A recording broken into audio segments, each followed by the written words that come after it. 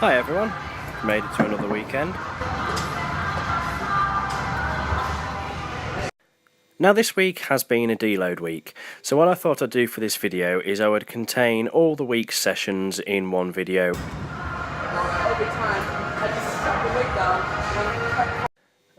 Now as you can see here, this was our first session, this was on Sunday, so we were doing squats.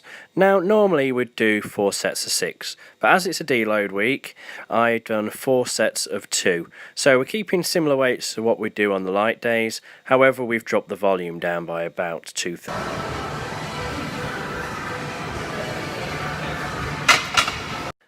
The next video was from Monday.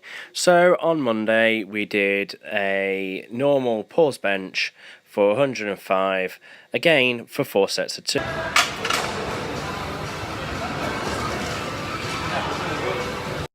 There are a few different ways that you can actually deload, but the idea is to actually reduce one of the variables of your training.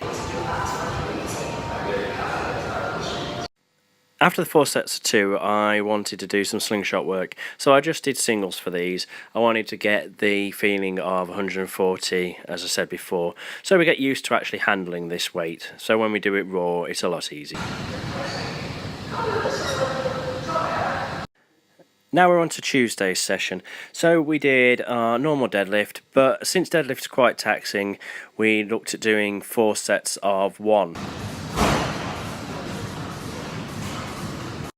Now as you can see with these and with the squats, I'm doing these without a belt, so I'm actually working on bracing and working on my core at the same time.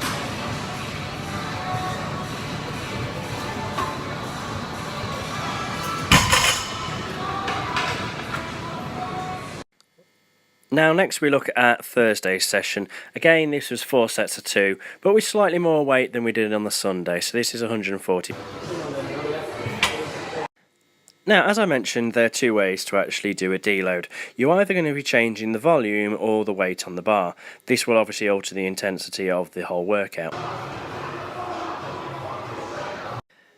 Now, it has been proven that volume is the greater cause of fatigue rather than weight on the bar. So as long as you're not doing a maximum all-out set, then your best idea is to actually reduce the number of volume that you're doing whilst keeping the weights pretty high. Now these deadlifts were after the squats on a Thursday, as I would normally do, but they're just singles again for 180. So all of the weights you can see here are roughly 70 to 75% of my 1 rep max. So essentially what I'm doing here is I'm doing my low days, but I'm doing them with about 1/3 of the volume that I normally would do. This will allow my muscles and my central nervous system to recover, whilst still being able to handle some heavy weights and keeping the body and mind used to dealing with those.